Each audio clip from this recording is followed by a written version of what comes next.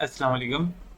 मेरा नाम अहमद ख़ान है। पिछले वीडियो में जैसा कि आपने डेटा एंट्री के हवाले से कुछ मुफीद टिप्स आपने सीखी। इसके अलावा आपने बेसिक ऐड और सब्ट्रैक्ट के फार्मूला भी सीखा है और मार्कशीट और सैलरी शीट प्रिपेयर करना भी सीखी है पिछले वीडियोस में। उन तमाम वीडियोस का लिंक मेरे इस वीडियो की डिस्क्रिप्शन पे मौजूद है। आप वो वीडियोस देख सकते हैं ताकि आप बेसिक से सीखते हुए आगे बढ़ें। ठीक है, बेसिक के सीखने के हवाले से मेरा आज का जो वीडियो है ये टेबल के ऊपर है, यानी आप माइक्रोसॉफ्ट एक्सेल में टेबल कैसे क्रिएट कर सकते हैं। तो टेबल क्रिएट करने का मकसद ये है कि आप जिस डेटा का आप टेबल क्रिएट करेंगे तो वो डेटा टेबल की प्रॉपर्टीज़ में शामिल हो जाता है। तो टेबल की प्रॉपर्टीज़ में ऐसी शानदार टूल्स और प्रॉपर्टी शामिल हैं कि आप वो इस्तेमाल करके बड़े से बड़े डेटा को भी बहुत इजीली सॉर्ट आउट कर सकते हैं और मीनिंगफुल रिजल्ट ले सकते हैं। तो अभी जो आप स्क्रीन पे देख रहे हैं ये मैंने एक सिंपल टेबल क्रिएट किया है और इस तरह का टेबल मैं आपको अभी क्रिएट करके सिखा रहा हूँ। टेबल क्रिएट करने के लिए आपके पास एक डेटा सेट होना चाहिए। तो मैं आपको अभी डेटा सेट, हमारा जो पिछला वीडियो था जिसमें आपने मार्कशीट क्रिएट करना सीखी थी, उसका डेटा मेरे पास मौजूद है। उस डेटा सेट पे हम टेबल क्रिएट करेंगे। तो टेबल क्रिएट करने के लिए आपने डेटा सेट को सिलेक्ट करना है और माउस से सिलेक्ट कर लें और ये रिबन पे जाकर इंसर्ट टैब के अंदर आप नीचे देख सकते हैं तीसरे नंबर पर ये है टेबल। आप इसको Ctrl+T प्रेस करके, जैसे ये आपने सेलेक्ट किया, ठीक है, डेटा सेलेक्ट किया, उसके बाद Ctrl+T प्रेस करें या फिर यहाँ इंसर्ट टैब में जाकर ये टेबल क्रिएट कर दें। ठीक है, ये इसके बाद एक छोटा सा डायलॉग बॉक्स क्रिएट टेबल के नाम से शो होगा। तो ये रेंज भी ये दिखा रहा है। ठीक है, इस पे आप ओके प्रेस करेंगे। ठीक है, तो ये देखें आपका टेबल क्रिएट हो चुका है। अब मैं इस टेबल के हवाले से आपको बताने वाला हूँ। तो देखें अभी हमारे पास ये जो रिबन पे टैब्स हैं वो टैब्स कितनी हैं? फाइल है, होम है, इंसर्ट है, page layout, formula, data review, view, help, जो कि नॉर्मली हमारे पास ये टैब्स मौजूद होती हैं। लेकिन हमने एक टेबल क्रिएट किया है। तो देखो ये अभी मैंने टेबल से बाहर क्लिक किया हुआ है। ठीक है, तो मेरे पास ये टैब्स इतनी आ रही हैं जो बाय डिफ़ॉल्ट आती है। लेकिन जैसे ही मैं ये जो टेबल मैंने क्रिएट किया है इसके किसी एरिया को क्लिक करूंगा तो आप देख सकते हैं यहाँ पर एक और टैब क्रिएट हो गई है। इसका मतलब ये है कि जैसे ही मैंने टेबल क्रिएट किया था तो उसी दौरान ही एक टेबल डिज़ाइन के नाम से यहाँ टैब क्रिएट हो चुकी थी।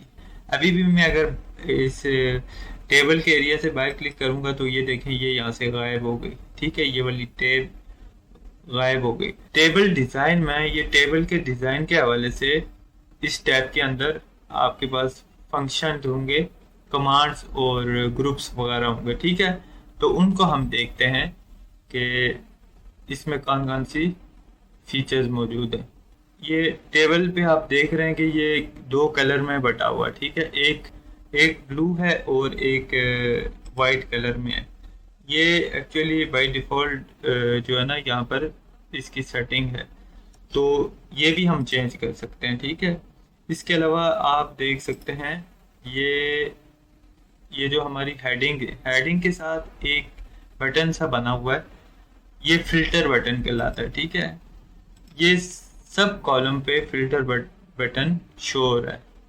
इससे हमारा डेटा फिल्टर हुआ है, यानी अगर जिस तरह हम सीरियल नंबर 3 देखना चाह रहे हैं ऑनली, तो हम इस पे क्लिक करके इसको चेक करके ओके करेंगे तो देखें इस सारा डेटा में सिर्फ तीसरा नंबर सीरियल ही इसने उठाया है। ठीक है, इस तरह हम इसको सिलेक्ट ऑल कर देते हैं। ठीक है, और इस तरह आप कॉलम में किसी भी डेटा को वहाँ से फिल्टर आउट कर सकते हैं। ठीक है, जिस तरह मैं देख रहा हूँ कि 172 मार्क्स ये ऑब्टेन मार्क्स किसके हैं, नसीर के हैं। ठीक है, तो इस तरह हम जिसका भी नंबर, किसी सब्जेक्ट का नंबर भी अगर हम देखना चाह रहे हैं तो उस पर क्लिक कर सकते हैं।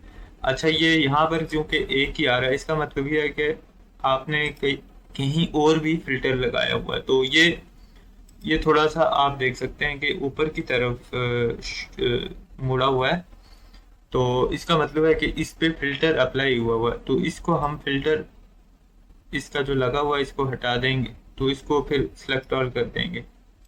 तो इस तरह हम बाकी किसी भी सब्जेक्ट के अगर नंबर देखना चाहें हम उस पे देखेंगे भाई ये 15 मार्क्स जो है ना ये किसके हैं, जो कि अकाउंटिंग के हैं। तो ये क्लिक करेंगे, इसको चेक करेंगे और ओके प्रेस करेंगे, तो ये देखें ये सिर्फ 15 मार्क्स अकाउंटिंग में हेलेम के आ गए। ठीक है, इसके अलावा इसको हम सिलेक्ट ऑल कर देते हैं। ठीक है, कॉलम के नीचे आप देख सकते हैं कि ये जो इसका एरिया है, राइट कॉर्नर पे नीचे देखें यहाँ पर एक छोटा सा एरो बना हुआ है। अगर आप अपने टेबल के एरिया को मजीद बढ़ाना चाह रहे हैं तो ये जो एरो बना हुआ है इस पर क्लिक करें और नीचे की तरफ ड्रैग कर दें।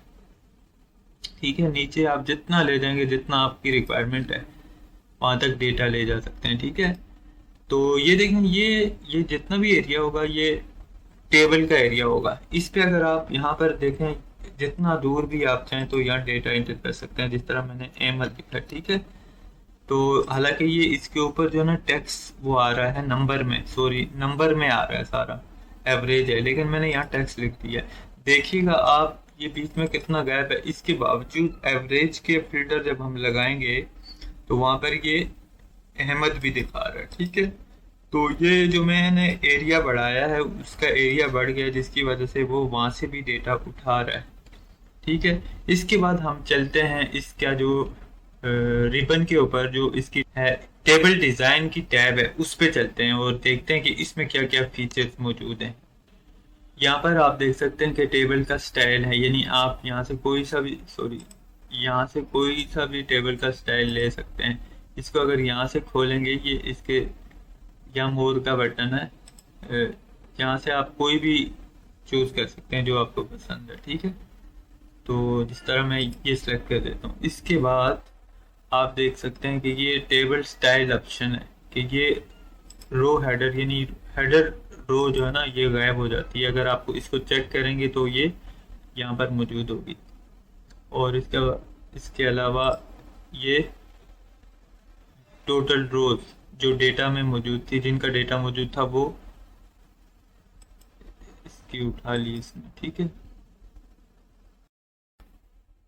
इसके अलावा ये बेंडेड रोज आप देख सकते हैं कि ये बेंडेड रोज, ये जो कलरफुल रोज आती हैं ये इस ऑप्शन से चेक लगाने से आती हैं। इसके अलावा अगर आप बेंडेड कॉलम को देखना चाह रहे हैं तो ये देखें कॉलम भी इस तरह बेंडेड हो गए। अगर हम रोज को बेंडेड खत्म कर देते हैं और कॉलम का रखते हैं तो ये देखें इस तरह कॉलम में कलर आ जाएगा। ठीक है, फिलहाल हम रोज को चेक लगा देते हैं और कॉलम को अनचेक कर देते हैं। अगर आपने फर्स्ट कॉलम को बोल्ड करना है, ठीक है, तो ये लास्ट कॉलम को बोल्ड करना है तो ये लास्ट कॉलम बोल्ड हो जाएगा इससे। ठीक है, और अगर फर्स्ट कॉलम को बोल्ड करना है तो ये देखें ये फर्स्ट कॉलम बोल्ड हो गया। ठीक है, इसके अलावा ये फिल्टर बटन है, ये देखें ये फिल्टर लगे हुए हैं, जो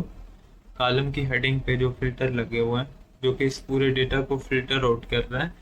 ये बटन यहाँ से अगर आप अनचेक करेंगे तो ये ख़त्म हो जाएगा, उसके बाद ये आप डेटा को फिल्टर नहीं कर सकते।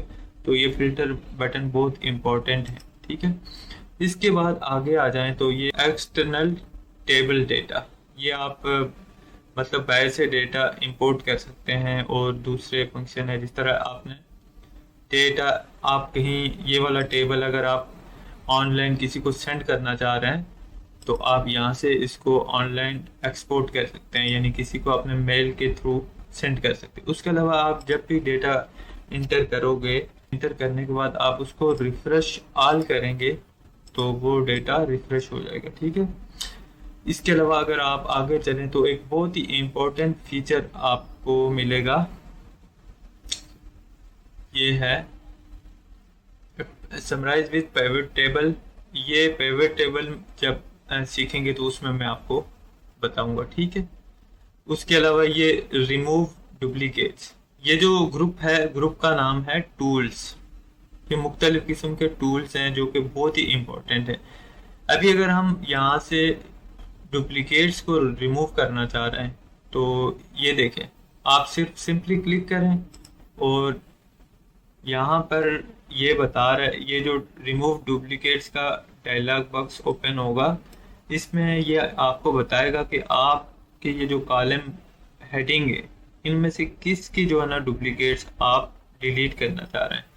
तो यहाँ पर जिस तरह मैं देख सकता हूँ कि ये अगर कोई डुप्लीकेट है तो मैं आपको अप्लाई करके समझा रहा हूँ। ठीक है, ये देखें यहाँ पर, ये देख सकते हैं इंग्लिश को हम जो है ना यहाँ से अनसेलेक्ट ऑल करते हैं और सिर्फ इंग्लिश को सिलेक्ट करते हैं, और मैं जैसे ही ओके प्रेस करूँगा यहाँ पर आप देख सकते हैं कि इंग्लिश में एक 55 यहाँ है और दूसरा 55, 3 55 है। ठीक है, तो हम इसको रिमूव डुप्लीकेट्स अप्लाई करके देखते हैं।